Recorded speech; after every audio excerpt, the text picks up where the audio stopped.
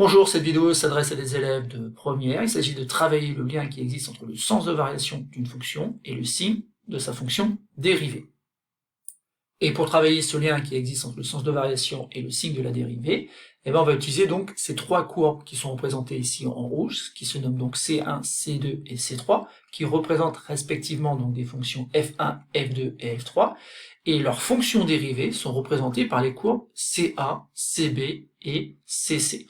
En fait, ici, bien sûr, dans un ordre arbitraire. C'est-à-dire que la courbe C1, bien sûr, représente une fonction f1, mais sa fonction dérivée n'est pas forcément représentée par la courbe CA. Donc, je vous demande d'observer attentivement ces courbes et d'associer à chaque fonction sa fonction dérivée. Donc, je vous conseille de bien relire la propriété qui donne le lien entre le sens de variation d'une fonction et le signe de sa dérivée. Et dans ces cas-là, vous n'aurez aucun mal donc à retrouver la courbe qui représente la fonction dérivée de chacune des fonctions f1, f2 et f3. Alors, passons à la correction de cet exercice. Donc, on va commencer par la courbe C1, qui représente donc une fonction f1. Et cette fonction f1, graphiquement, on sait par exemple qu'elle est décroissante sur l'intervalle, donc, moins de 1. Donc, elle est bien décroissante, et ensuite, elle sera croissante sur l'intervalle, notamment 1, et puis on peut imaginer plus 3.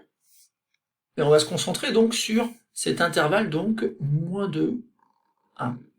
Donc sur cet intervalle-là, la fonction f1 est décroissante. Alors vous devez savoir que du coup, f' de 1 doit être négatif sur l'intervalle moins de 1. Et donc maintenant, on va regarder si parmi les trois courbes CA, CB et CC, l'une de ces courbes représente une fonction qui serait négative sur l'intervalle moins de 1. Alors ici, moins de 1, j'espère que tout le monde voit qu'en fait ici, cette fonction elle est plutôt positive. Donc ici, ça va pas, ça ne marche pas, parce que justement on veut le contraire, on veut que la fonction soit négative. Moins de 1, oui, ici on a une fonction là, qui est représentée par la courbe CB, qui est bien négative sur l'intervalle, donc moins de 1. Donc celle-ci, ça pourrait marcher. Et l'autre fonction ici, est-ce qu'elle est négative sur l'intervalle moins de 1 ? Non, parce qu'en fait, sur l'intervalle moins de 1, ici, la fonction change de signe. Dans un premier temps, c'est négatif, de moins 2 jusqu'à 1, mais ensuite, la fonction devient positive. Donc, ça ne colle pas. Et donc, la seule possibilité ici, donc, c'est la courbe CB. On en conclut donc que la courbe CB correspond à la courbe représentative de la fonction f1', autrement dit, la fonction dérivée de la fonction f1. Donc passons à la courbe 2 qui représente donc une fonction f2. Que sait-on sur la fonction f2 Graphiquement, dans un premier temps, la fonction elle est décroissante, au moins sur l'intervalle moins 2, moins 1. Et ensuite, notamment sur l'intervalle moins 1 à 3, ça ne pose pas de problème, la fonction semble être croissante. Donc il va falloir trouver du coup une fonction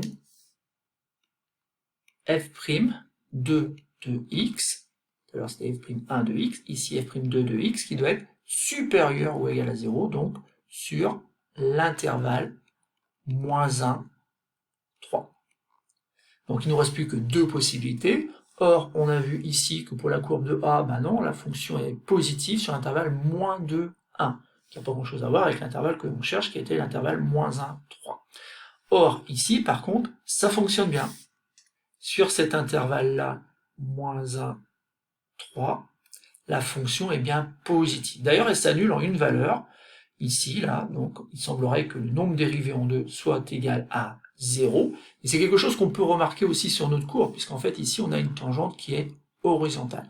Donc, résumons, on a observé que la courbe C2 représentait donc une fonction qui était croissante, notamment sur l'intervalle moins 1, 3. Il faut donc que la fonction dérivée, qui est la fonction f2', soit positive sur l'intervalle moins 1, 3. Il n'y a que la courbe C, où c'est possible. Et on peut aussi observer que, puisque dans un premier temps, on observait que la fonction f2 était décroissante sur peut-être moins l'infini jusqu'à moins 1, il faut que donc f'2 de x soit négative, et c'est bien le cas, puisque vous remarquez ici qu'en effet la courbe est en dessous de l'axe des abscisses. Donc on ne peut plus douter, c'est bien la courbe de la fonction dérivée de f2. Passons maintenant à la courbe C3 qui représente donc une fonction qui se nomme f3, et dont la courbe représentative de la fonction dérivée devrait correspondre donc à CA s'il n'y a pas de problème. Donc il est important ici de vérifier justement qu'il n'y a pas de problème, que ici on a bien une fonction qui, notamment sur l'intervalle moins 2, 1, est croissante, et donc comme cette fonction-là est croissante sur l'intervalle moins 2, 1, il faut absolument que f3' plutôt de x soit positive sur donc l'intervalle moins 2, 1. Et d'ailleurs, remarque que sur les deux autres intervalles qu'on peut voir ici, donc l'intervalle peut-être moins 3, moins 2, la fonction est décroissante, et sur l'intervalle 1, 3, la fonction semble être décroissante. Donc ça veut dire que f3' doit être négatif sur moins 3, 2, mais aussi 1, 3.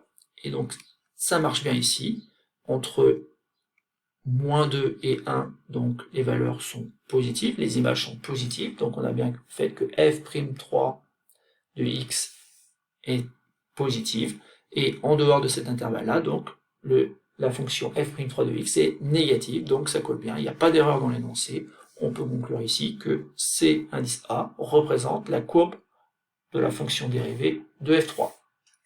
Voilà, c'est tout pour cette petite vidéo. Il s'agissait ici d'insister entre le lien qu'il existe entre le sens de variation d'une fonction et le signe de sa dérivée.